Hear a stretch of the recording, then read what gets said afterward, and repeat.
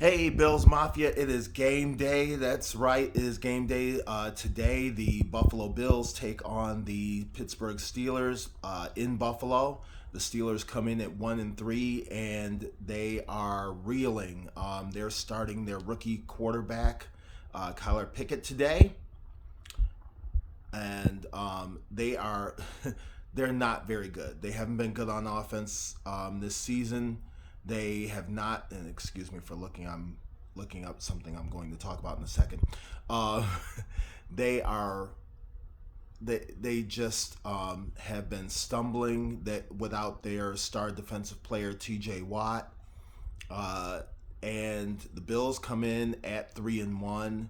Um, Off of a big win last week in Baltimore against the Ravens on a last second field goal. And so hopefully this is going to be one of those games where the weather's good. And because the last 2 weeks the weather has not been cooperative for the Bills, and hopefully they can come out of it pretty clean, unscathed. Hopefully this doesn't turn into one of those trap games that everybody talks about where the Bills play down to their competition because the competition has been so bad. Again, the good news is the Pittsburgh Steelers are not very good. I'm not expecting a big deal out of this game. I'm not expecting the Bills to stumble at all, but they do have some obstacles to overcome. And some moves that the Bills made this week. They signed Isaiah Hodgins at wide receiver and DeMarcus Ingram, defensive back, to the 53-man roster from the practice squad. They also elevated Tanner Gentry and linebacker Joe Giles Harris from the practice squad.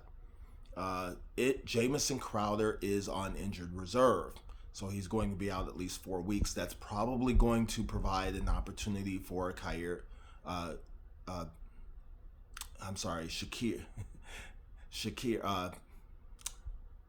Shakir at wide receiver. Sorry, I always get him and Kyer Elam mixed up. And on another note, they did release Brandon Bryant. On as far as the injury report is concerned, Christian Benford is still out. Tremaine Edmonds is questionable. Dawson Knox is definitely out. And in another big deal, Jordan Poyer is out.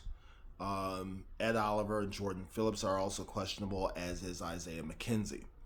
So we get to see Khalil Shakir, probably on punt returns and some at wide receiver.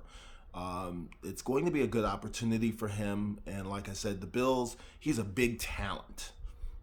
He's really good. He showed well in the preseason. He even actually showed better than Gabe Davis, dare I say, at wide receiver last week after Gabe Davis had some drops.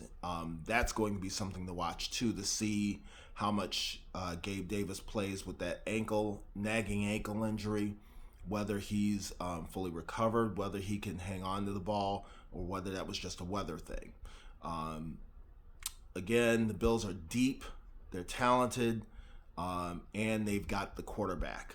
I don't expect this to be a big deal, and I expect the Bills to pull out a 24-14 victory. As always, go Bills. See you after the game.